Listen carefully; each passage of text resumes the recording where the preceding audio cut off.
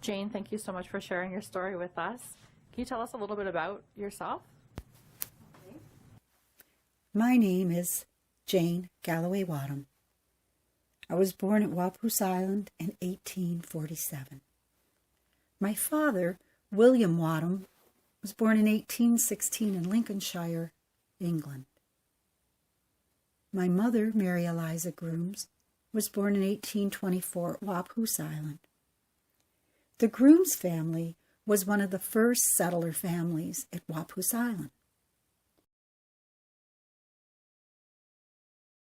The Wadham family homestead was originally the Grooms family place. My grandmother was Eliza Galloway. She was born in Sackett's Harbor, New York, and by age 6, she was orphaned. She married David Grooms, who was born in Trois-Rivières, Quebec. When I was 21, I married William Walmsley, son of James Walmsley and Isabella Clark. We farmed at Waupoos Island, had 6 children, 4 boys and 2 girls. And I hear there's a story. How did a farm boy from Waupoos get to Madagascar? Oh, my son Willie. Yes, that is quite a long story. We are a farming family, and farming is in our blood. You know, we still farm out at Waupoos, the island. But back when, 1859, my husband's father, James, heard about the Comstock lode and the mining operations happening in Nevada. So he had a mind to start a venture that would supply charcoal to the mining operations. And he went by way of the Panama across to the Pacific Ocean, up to California, overland to Nevada, and started his business. Oh my, what a long trek that would have been in those days. That's right. He had young children, and he stayed away for 3 years. Over time, the boys grew up, were older, and some of them joined him in the mining operations as well. Still in Nevada? Still in Nevada, Carson City and Dayton City. Yes, definitely. So his son Andrew, Willie's brother Andrew, he stayed in Nevada and he opened a ranch and was quite involved. He's been quite involved in municipal affairs, and he's had his children there. He's quite content to stay in Nevada, as did Palin, brother Palin. They stayed too. So in 1880, James came home to Canada and had a stroke and passed away.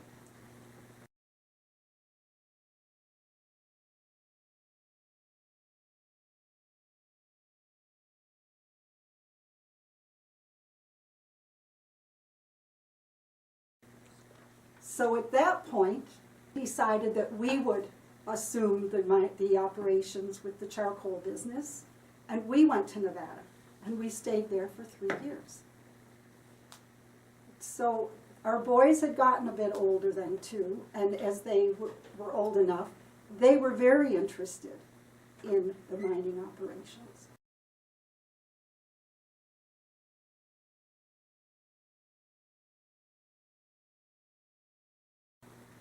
Things were opening up, Alaska and Africa, different places.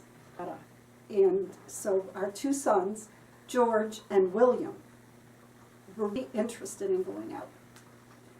Unfortunately, George got diphtheria and died.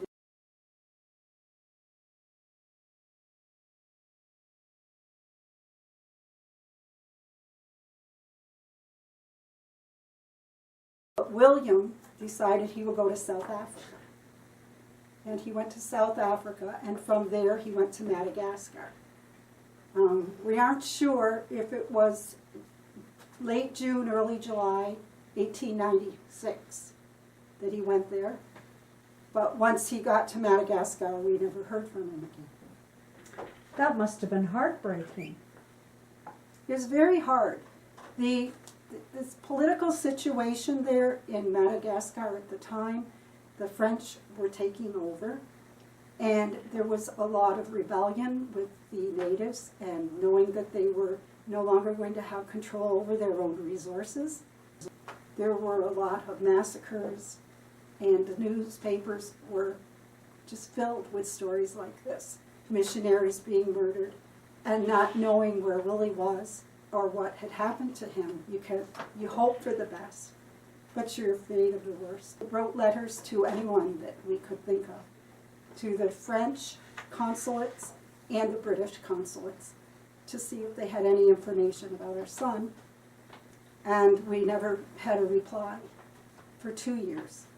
And right about 2 years, almost to the day of when we think that he went away, we received 2 letters. One from the British vice consul and one from the British consul. The letter from the British consul was because a hotel wanted to know what to do with Willie's personal effects. And this is the first you'd heard anything? Yes. The second letter was from the British vice consul, which included a death certificate, that they had heard the story of what had happened. There were the 4 gentlemen, Willie and 3 other companions, who had set out from Antananarivo and had traveled for about 3 days on a prospecting expedition. And they assumed reached a village where there were local insurgents, and that they attacked them, killed them, and later the village was abandoned, so there was no one to verify or confirm any of this information.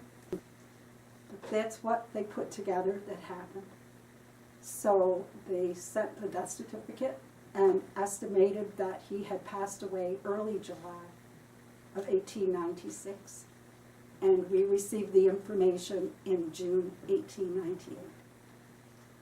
Oh my, that was a long time. It is a long time. And so, it's a long story, but that's how a farm boy from Waupoos ended up in Madagascar. Such an interesting story. Thanks for sharing it with us. You're very welcome.